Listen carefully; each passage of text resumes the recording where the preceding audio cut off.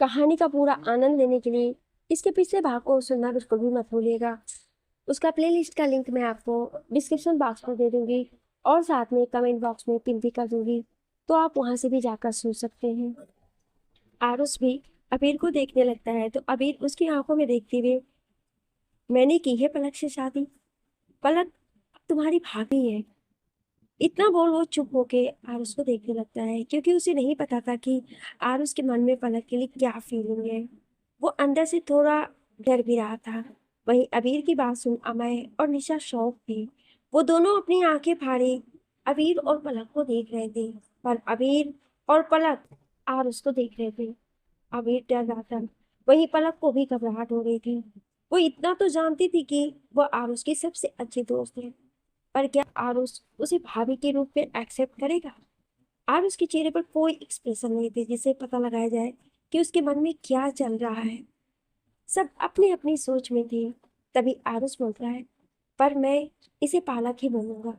उसने ये इतने मासूमियत के साथ कहा कि सबके चेहरे पर एक मुस्कान आ गई। तभी आरुष को सोचते हुए आगे बोलता है, तो इसका मतलब अब पालक हमारे साथ रहेगी। इतना बोल वो आंखों में एक चमक लेकर अबीर को देखता है, तो अबीर एक नजर पलक को देख आरुष की तरफ देख अपना सिर थामे हिला देता है। अबीर के जवाब से आरुष बहुत खुश हो जाता है। थोड़ी देर बाद आरुष सो जाता है तो अमय अबीर और पलक से, आरुष सो गया है तो तुम दोनों भी आराम कर लो। उसकी बात सुन अबीर और पलक एक दूसरे को देखते हैं। दोनों की नजरें आपस में उलझ जाती हैं। पर तभी निशा की आवाज से दोनों का ध्यान टूटता है। निशा, हाँ अमय सही कह रहा है, तुम दोनों थके लग रहे हो, जाके थोड़ा आराम कर लो। वैसे भी सुबह होने वाली है। उसकी बात सुन अबीर और पलक आरुष के कमरे से बाहर आ जाते हैं। उनके पीछे अमय और निशा भी आते हैं। आरुष कमरे से बाहर आकर अबीर हाल में खड़ा हो जाता है। पलक भी उसके बगल में कुछ दूरी बनाकर खड़ी जाती। तभी सिचुएशन को समझ अमय निशा से, तुम पलक को अबीर के कमरे में लेकर जाओ। उसकी बात पर निशा अपना सिर हिलाकर पलक को अपने साथ लेकर अबीर के कमरे की तरफ बढ़ जाती है। यहाँ अमय अबीर के साथ स्टडी रूम में जाता है। स्टडी रूम में आते ही अबीर सोफे पर बैठकर अपनी आंखें बंद कर लेता है। वहीं अमय ठीक उसके सामने खड़े होकर उसे घूरने लगता है। अमय नाराजगी से, ये तूने क्यों किया? उसके सवाल पर अबीर अपनी आंखें खोल उसे देखने लगता है। तो अमय अपना अगला सवाल करता है, और पलक है कौन? उसके सवाल सुनकर भी अबीर चुप ही रहता है। अबीर को चुप देख अमित चिढ़ जाता है। वो अबीर के पास बैठकर, अब कुछ बोलेगा? क्योंकि तूने पलक से शादी। उसकी बात पर अबीर गुस्से से, तो और क्या करता? इतना बोल वो अमय को देखा, क्या करता मैं? मुझे कुछ भी करके आज उसकी जान बचानी थी, उसे ठीक करना था। अब मैं वहां शादी के मंडप में जाकर उसे सब समझाता, मनाता और पिलाता, तब तक देर हो जाती। मुझे उस वक्त सिर्फ आवाज की फिक्र थी और इसलिए मैंने ये सब किया। मुझे उस वक्त कुछ सूझा ही नहीं कि मैं क्या करूं। मुझे बस कुछ भी करके पलक को यहाँ लाना था, चाहे वो कैसे भी हो। इतना बोल वो चुप हो जाता है तो अमय, पर तू उसे सच बताकर या सब समझा कर भी तो ला सकता था। उसके बाद पर अबीर अमय को घूरते हुए, अरे वक्त ही कहा था कि उसे कुछ समझाता।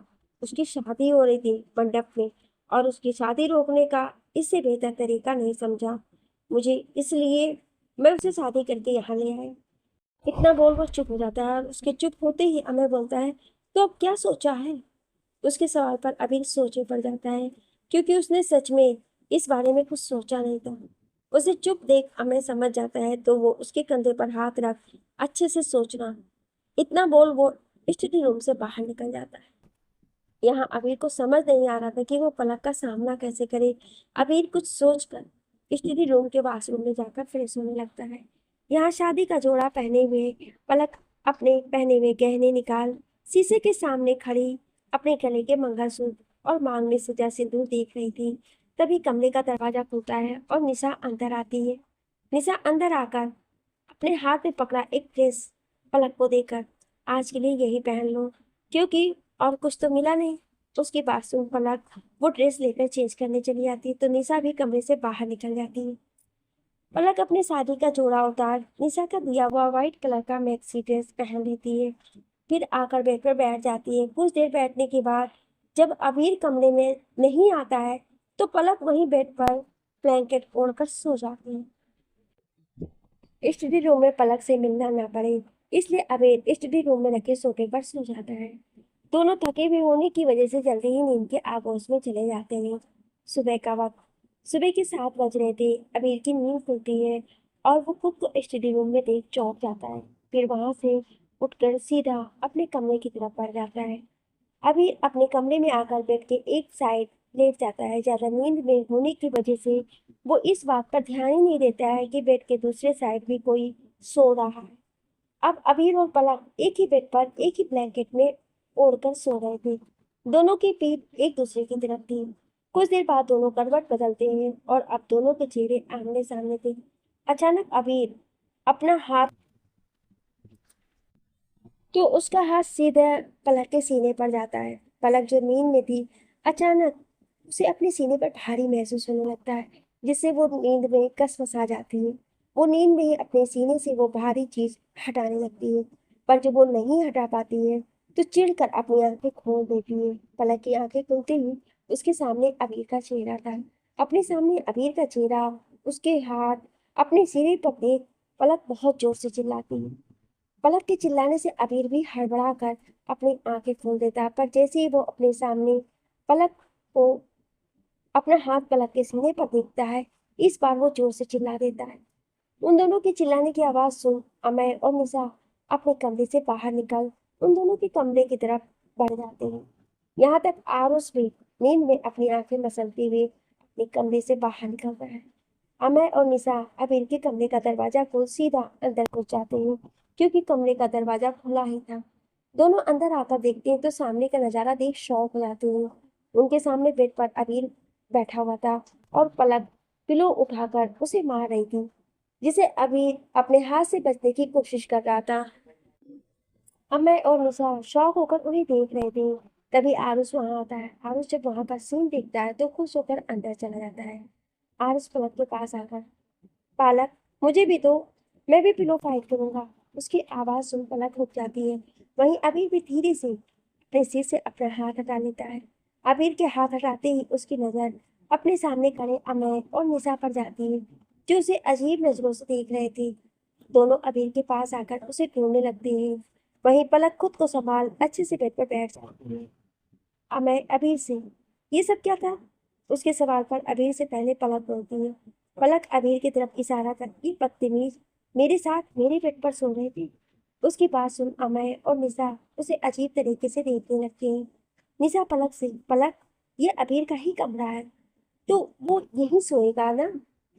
उसकी बात सुन पलक कमरे को ध्यान से देखने लगती है। फिर अचानक उसे कल की सारी बातें याद आ जाती हैं तो वो एकदम से शांत हो जाती है। उसे शांत देख कबीर उसे घूरने लगता है तो पलक उसे अपनी तिरछी निगाहें से उसे देखते हुए फिर भी गलती आंकती थी क्योंकि आपने उसके इतना बोलते ही अबीर उसके मुंह पर हाथ रख उसे बोलने से रोक देता है। अबीर सबको देख तुम सब चलो हम दोनों आते हैं। उसकी बात सुन अमय और निशा कमरे से बाहर चले जाते हैं। उनके जाते ही पलक अबीर का हाथ जो उसके मुंह पर था उस पर काट लेती है। पलक के काटते ही अबीर अपना हाथ उसके मुंह से हटा लेता है। अबीर पलक को देख पागल हो गए क्या? उसकी बात पर पलक उसे घूरते हुए तो आपने मेरा मुंह क्यों दबाया? उसके सवाल पर अबीर अगर नहीं दबाता तो तुम उनके सामने बकवास कर देती। उसकी बात सुन पलक उसे घूरते हुए आप मेरे साथ बकवास मत करो। मैं उन्हें कुछ गलत नहीं बताने वाली थी। एक तो आपने अपना 2.5 किलो का हाथ मेरे सीने पे रख दिया ऊपर माफी मांगने की जगह मुझे से बहस कर रहे हैं। उसकी बात पर अबीर चिढ़ जाता है पर इससे पहले वो कुछ बोलता एक आवाज आती 2.5 किलो का हाथ। आवाज सुन दोनों चौंक जाते हैं। दोनों एक साथ पीछे पलट के देखते हैं तो आरुष वहीं खड़ा था। आरुष को देख दोनों पहले एक दूसरे को देखते हैं फिर आरुष को। अबीर आरुष से आरुष तुम यहाँ तुम गए नहीं? उसके सवाल पर आरुष हंसते हुए वो आप दोनों के फाइट देखने में मजा आ रहा था। उसकी बात सुन पलक और अबीर हड़बड़ा जाते हैं। अबीर थोड़े कठोरता से आरुष जाओ अपने कमरे में। उसकी बात सुन आरुष नहीं जाऊंगा। उसका जवाब सुन अबीर हैरान होकर उसे देखता है, पर फिर वो उसे कुछ बोलने वाला होता है कि पलक उसका हाथ पकड़ लेती है। पलक के हाथ पकड़ते ही अबीर उसे देखने लगता है तो पलक अपने पलकें झपकाकर उसे चुप रहने को बोलती है। फिर खुद प्यार से आरुष को देख, आरुष, ऐसे किसी की बातें नहीं सुनते। तुम अपने कमरे में जाओ और फ्रेश हो जाओ, मैं तुम्हारे लिए ब्रेकफास्ट बना देती हूँ। उसकी बात सुन आरुष ओके पालक बोल कमरे से बाहर चला जाता है। उसके जाते ही पलक अबीर को देखती है जो हैरान होकर आरुष को देख रहा था। उसे ऐसे देख पलक बोलती है, प्यार से बात करनी चाहिए। इतना बोल वो बेड से उतर कर बाथरूम में जाती है। वहीं अबीर सोच में पड़ जाता है। अबीर अभी बेड पर बैठा हुआ था। तभी पलक वॉशरूम से बाहर आती है। अबीर उसे देखता है तो वो परेशान लग रही थी। अबीर उसे देखकर, क्या हुआ? पलक, मेरे पास कपड़े नहीं है। उसकी बात सुन अबीर को भी याद आता है कि पलक का कोई भी सामान यहाँ नहीं है। अबीर, तुम अभी यही पहन लो, मैं कुछ देखता हूँ। उसकी बात सुन पलक अपना सिर हिलाकर फिर से वॉशरूम में चली जाती है। पलक के जाने के बाद अबीर बेड से उठकर अपना मोबाइल निकालकर अमृत को कॉल करता है और उसे पलक की जरूरत की सारी चीजें ओबराय विला लाने को बोलता है। पलक नहा के वहीं कपड़े पहनकर तैयार होकर नीचे आकर किचन में जाती है और सबके लिए ब्रेकफास्ट बनाने लगती है। यहाँ कमरे में अबीर भी नहा के तैयार होने लगता है। कुछ देर बाद आरुष तैयार होकर डाइनिंग टेबल पर आकर बैठ जाता है। उसके आने के बाद कुछ देर बाद अबीर भी आकर बैठ जाता है। अबीर बैठते ही आरुष को देखता है। आरुष सुबह के लिए सॉरी। उसकी बात सुन आरुष मुस्कुरा के, इट्स ओके भाई। उसकी बात सुन अबीर को कुछ राहत मिलती है। तभी पलक अपने हाथ में ट्रे लिए किचन से बाहर आती है। पलक ट्रे डाइनिंग टेबल पर रखकर उसमें से 2 आलू के पराठे एक छोटी कटोरी दही के साथ आरुष की प्लेट में रख देती है। आरुष जब आलू के पराठे को देखता है तो खुश होकर पलक को देखता है। पलक भी उसे खुश देखकर मुस्कुरा देती है। अबीर जब पराठे देखता है तो आरुष से, आरुष, तुम इतने आलू कैसे खाओगे? उसकी बात सुन आरुष पराठे तोड़ दही में डुबोया अपने मुंह में रखा ऐसे। उसकी बात सुन पलक को हंसी आ जाती है। वहीं अबीर को गुस्सा। अबीर खुद को नॉर्मल कर, आरुष, तुम्हारे लिए इतना ऑयली ठीक नहीं। उसकी बात सुन पलक, वो ऑयली नहीं है, घी है और ये आरुष के लिए अच्छा है। आप अपना ब्रेकफास्ट कीजिए। उसकी बात सुन अबीर उसे घूरता है और फिर से आरुष को कुछ बोलने जाता है, पर तभी उसकी नज़र मज़े से आलू के पराठे खा रहे आरुष पर जाती है। आरुष को इतने मज़े से खाते देख अबीर रुक जाता है। पलक और पराठे बनाने किचन में चली जाती है। अबीर आरुष से, आरुष, क्या पराठे अच्छे हैं? उसका सवाल सुन आरुष खाते हुए, भाई बहुत टेस्टी है, बिल्कुल वैसे हैं जैसे मम्मी बनाती थी। उसकी बात सुन अबीर को अपनी मम्मी की याद आ जाती है, पर वो अपना सिर झटक कर आरुष से कुछ दूरी पर रखे पराठे को देखता है। अबीर जब आलू के पराठे देखता है तो उसकी आंखें भी चमक जाती हैं। इससे पहले अबीर पराठे उठा लेता है। पलक किचन से और पराठे लेकर आती जिसे देख अबीर की आंखों में और चमक आ जाती है। अबीर अब इंतजार करने लगता है कि कब पलक उसे आलू के पराठे सर्व करेगी, पर जब कुछ देर इंतजार करने के बाद भी पलक उसे आलू के पराठे नहीं देती है तो उसे देख अपना गला साफ करता है जिससे कि पलक का ध्यान उस पर जाए।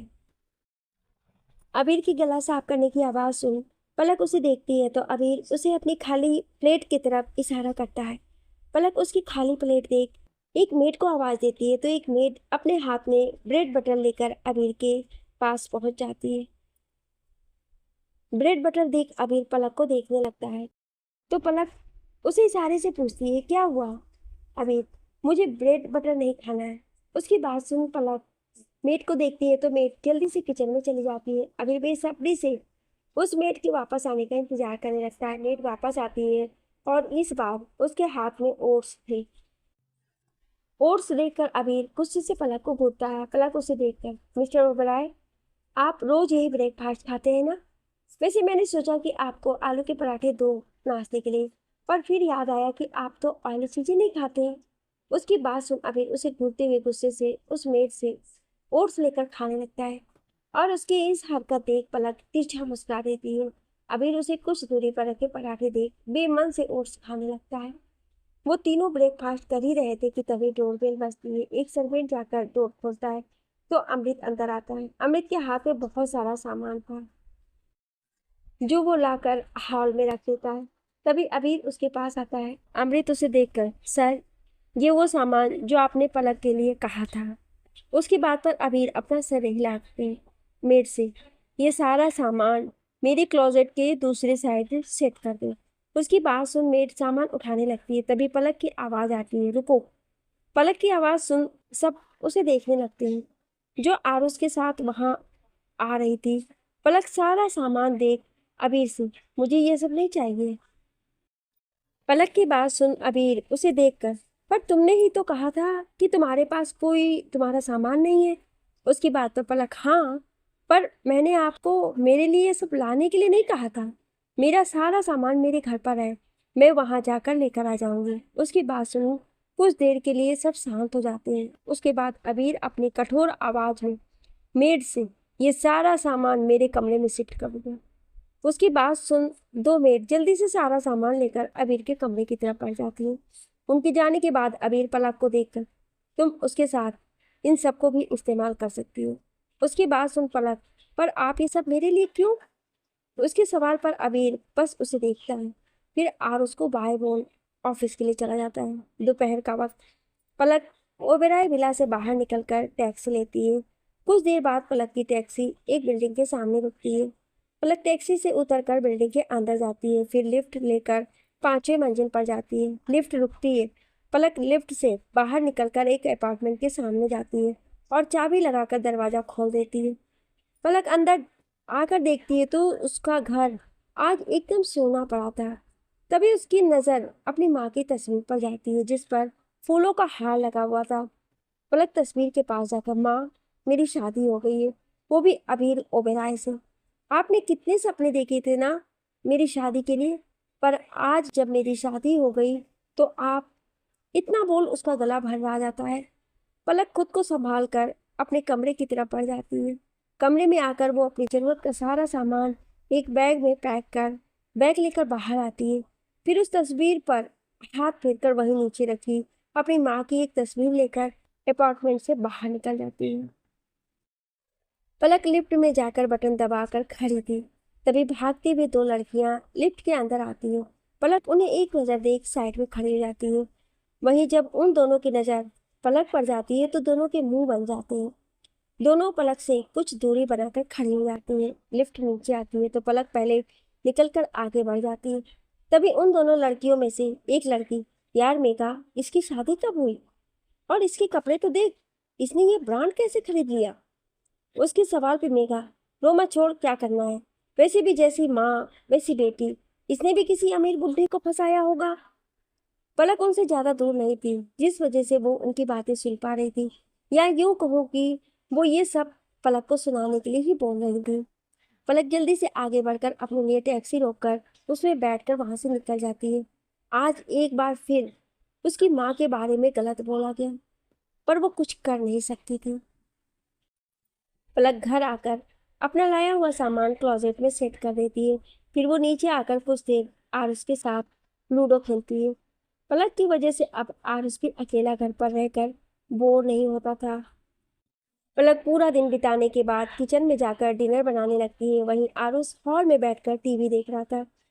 तभी अबीर घर आता है। अबीर जब घर आता है तो उसे खाने की बहुत अच्छी खुशबू आती है। अबीर के कदम अपने आप उस खुशबू की दिशा में चले जाते हैं। अबीर किचन के डोर से झांक कर अंदर देखता है तो उसे पलक दिखाई देती है जो खाना बना रही थी। अबीर ध्यान से उसे देखने लगता है। पलक ने नीले रंग का सूट पहना हुआ था और उस पर उसने एप्रन पहना हुआ था। वहीं उसने अपने बालों का ऊपर कर क्लिप किया हुआ था, पर बाल मेसी होने की वजह से उसके बालों की कुछ लतें उसके गालों पर आ रही थी। अबीर की नजरें उसके चेहरे पर टिकी हुई थी। अचानक अबीर की नजर पलक के गुलाबी होठों पर जाती है। पलक के होठों को देख अबीर का गला सूखने लगता है। अबीर अभी पलक को निहार ही रहा था कि तभी आरुष वहां आकर अबीर के कंधे पर हाथ रख देता है। आरुष के हाथ रखने से अबीर घबरा जाता है और जल्दी से पीछे मुड़ के देखता है। आरुष को देख अबीर खुद को रिलैक्स करता है। तभी आरुष अपनी आंखें छोटी कर अबीर से, भाई, आप पाला को ऐसे क्यों घूर रहे थे? उसका सवाल सुन अबीर हड़बड़ा जाता है। अबीर हड़बड़ाते हुए, नहीं नहीं, मैं पलक को नहीं देख रहा था। उसकी बात सुन आरुष अभी अबीर को घूर रहा था। तभी उन दोनों की आवाज सुन पलक का ध्यान उन दोनों पर जाता है। पलक अबीर को देखकर, आप आ गए, जाइए फ्रेश होकर आइए, डिनर करते हैं, आरुष कब से आपका इंतजार कर रहा है। उसकी बात सुन अबीर आरुष को देखता है तो आरुष अपना सिर हाँ में हिलाकर अपने पेट को सहलाने लगता है। उसकी हरकत पर अबीर, ठीक है मैं आता हूँ, इतना बोल अबीर अपने कमरे में चला जाता है। और यहाँ पलक मेड की मदद से सारा खाना डाइनिंग टेबल पर लगा देती है। कुछ देर बाद अबीर फ्रेश होकर आता है तो तीनों डिनर करने के लिए डाइनिंग टेबल पर बैठ जाते हैं। अबीर की नज़र जब डाइनिंग टेबल पर रखे खाने पर जाती है तो उसकी आंखें चमक जाती हैं। वहीं पलक आरुष के प्लेट में अपना बनाया हुआ सारा खाना सर्व करती है। अचानक अबीर को सुबह वाली बात याद आती है कि कैसे पलक ने उसे पराठे नहीं दिए थे। वो पलक को घूरने लगता है कि कहीं अभी भी पलक उसे सामने रखा टेस्टी खाना देगी कि नहीं। तभी पलक की नज़र ऊपर जाती है। पलक को अपनी तरफ देखता अबीर उसे नजरें हटा लेता है। तभी पलक उसके पास आती है और उसके प्लेट में अपना बनाया हुआ खाना सर्व कर बोलती है, मैंने कम ऑयल में बनाया है, आप खा सकते हैं। इतना बोल वो मुस्कुराकर अपनी जगह बैठ जाती है और अपने लिए डिनर लेने लगती है। वहीं अबीर एक नज़र अपनी प्लेट देख फिर पलक को देखता है, पर अब उसके चेहरे पर एक हल्की सी मुस्कान थी जिसे वो जल्दी से छुपा लेता है। फिर जल्दी से अपना डिनर करता है। डिनर के बाद पलक आरुष को उसकी दवा देकर सुलाकर अपने कमरे में आती है। पलक चेंज कर कमरे में आती है और अबीर भी तभी कमरे में आता है। दोनों की नज़रें एक दूसरे पर जाती हैं। फिर अचानक पलक की नज़रें बेड पर जाती हैं। पलक जल्दी से जाकर बेड पर लेट जाती है। उसकी स्पीड देख अबीर हैरान हो जाता है। अबीर भी आकर बेड पर लेटने लगता है तो पलक उसे रोककर, आप यहाँ क्यों हैं? उसके सवाल पर अबीर उसे ऐसे देखता है जैसे वो किसी बेवकूफ को देख रहा हो। अबीर उसे इग्नोर कर बेड पर सोने लगता है तो पलक उसे रोककर, अरे आप यहाँ क्यों सो रहे? उसके रोकने और फिर से सवाल करने से अबीर चिढ़कर, यहाँ नहीं सोऊंगा तो और कहाँ सोऊं? उसके जवाब पर पलक उसे सोफे की तरफ इशारा कर सोफे पर। उसकी बात सुन अबीर अपनी आंखें छोटी कर उसे देखने लगता है तो पलक अपना सिर हाँ में हिला देती है।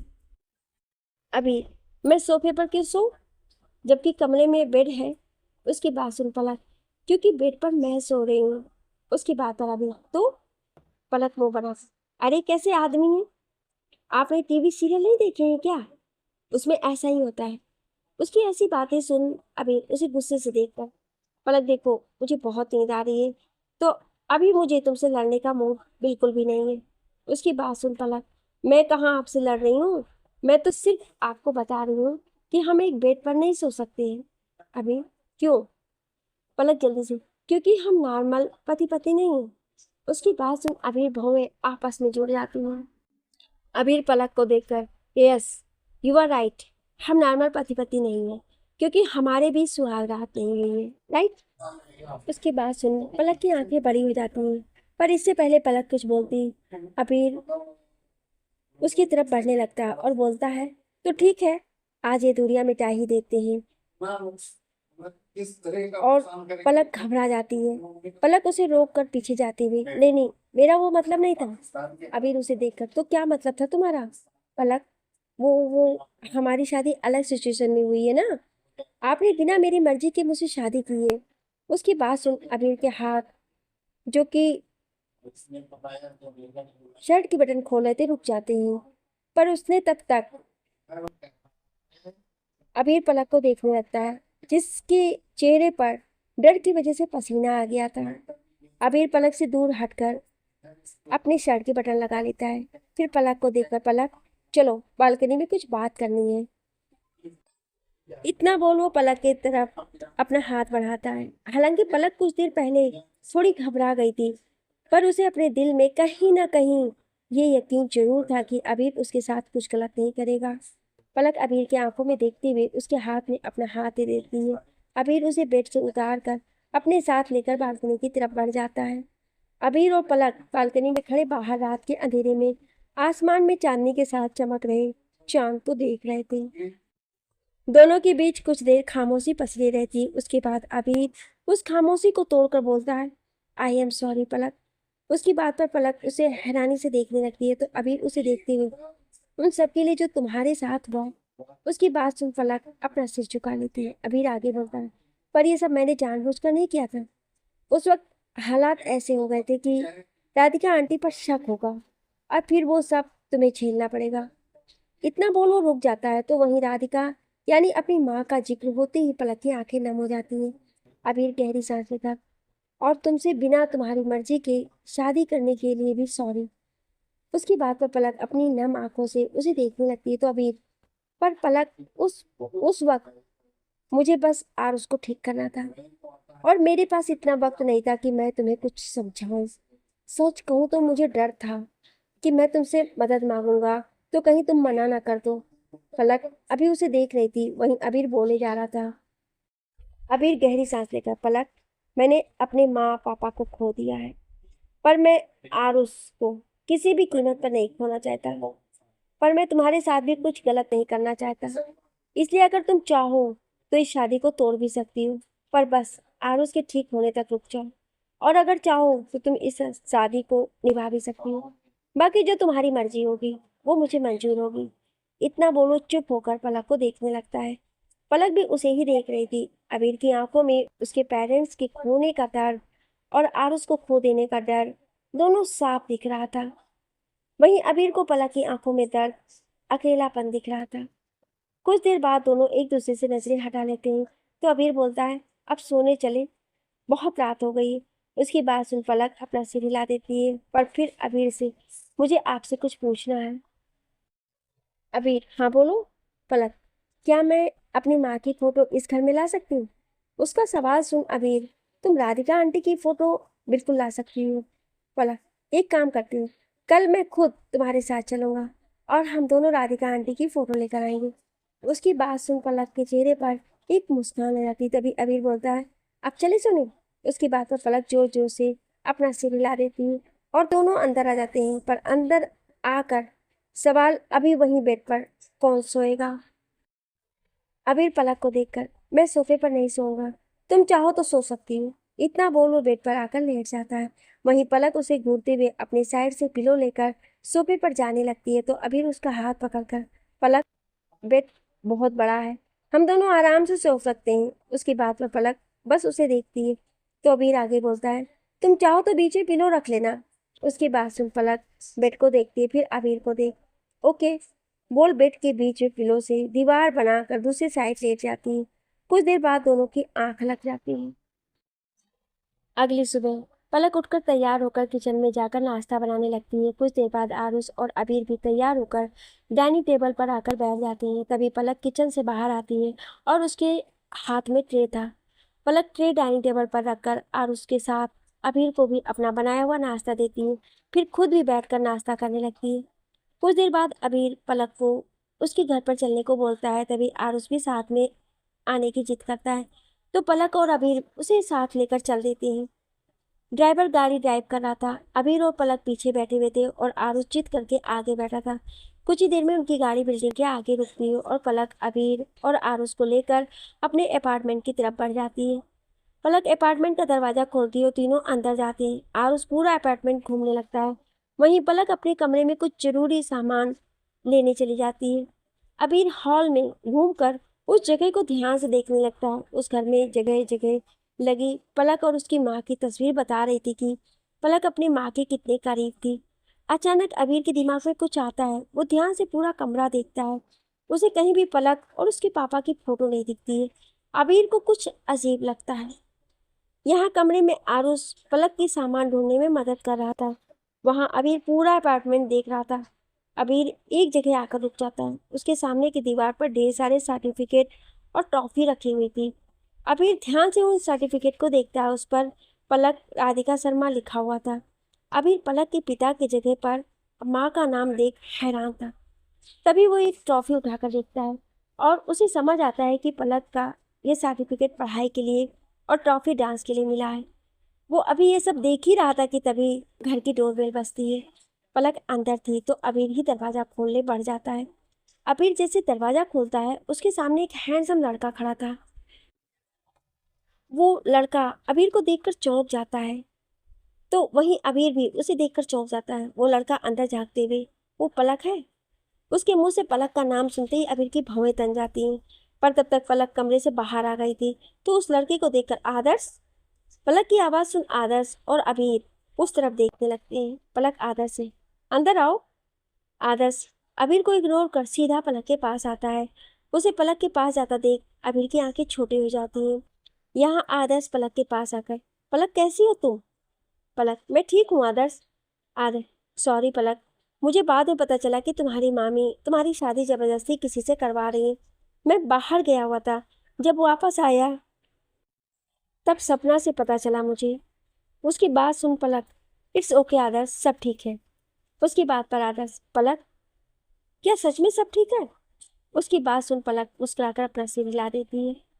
वहीं उन दोनों को ऐसे बात करता देख अबीर आदर्श को घूरता है। उसकी नजरों में पलक के लिए कुछ अलग फीलिंग थी, जिसे देख अबीर को अच्छा नहीं लगा था। तभी उसकी नजर आरुष पर जाती है, जो पूरी शिद्दत से आदर्श को घूर रहा था। आरुष को देख अबीर समझ गया कि उसे भी आदर्श पसंद नहीं है। तभी पलक की नजर अबीर पर जाती है, जो आदर्श उसे घूर रहा था। अचानक पलक को याद आता है कि अबीर और आरुष भी वहीं है। पलक आदर्श को अबीर से मिलवाते हुए, ये मेरे हस्बैंड हैं अबीर। उसकी बात सुन आदर्श अबीर को देखता है। वहीं अबीर भी आदर्श को घूरता है। आदर्श हैरानी से पलक को देख, तुमने शादी कर ली? उसके सवाल पर पलक अपना सिर हाँ में हिला देती है। आदर्श ध्यान से पलक को देखता है। पलक ने एक सिंपल सूट पहना था, पर उसके मांग में सिंदूर और गले में मंगलसूत्र था। अब आदर्श ने ध्यान से पलक को देखा था। वो घूर कर अबीर को देखता है और फिर पलक को देख, पलक क्या ये शादी तुम्हारी मामी ने जबरदस्ती करवाई है? तुम मुझे बताओ, मैं तुम्हें इसे छुड़वाकर तुम्हारी शादी को गैर कानूनी साबित कर दूंगा। उसकी बात सुन अबीर के सिर पर सिलवटें आ जाती हैं। तो वहीं पलक हैरान हो जाती है। यहाँ आरुष भी गुस्से से आदर्श को घूरने लगता है। पलक आदर्श से, आदर्श ऐसा कुछ नहीं है। पलक की बात सुन आदर्श फिर से अबीर को घूरते हुए, पलक तुम्हें किसी से डरने की जरूरत नहीं है। उसकी बात सुन अब अबीर की आंखें सख्त हो जाती है। तभी आरुष बोलता है, पालक और भाई की शादी उन दोनों की मर्जी से हुई है। आरुष की बात पर सबका ध्यान उस पर जाता है। तो आदर्श उसे देखकर चौंक जाता है। आदर्श हैरान से, आरुष तुम? पलक आदर्श से, हाँ। आरुष को तुम जानते हुई हो? आदर्श, हाँ, पर इसने ऐसा क्यों कहा कि भाई? फिर रुक कर अबीर को देखकर पलक से, तुमने आरुष के भाई से शादी की है? उसके सवाल पर पलक हाँ में अपनी गर्दन हिला देती है। उसके जवाब से आदर्श के मन में बहुत सवाल आते हैं, पर वो अभी पलक से कुछ नहीं पूछता है।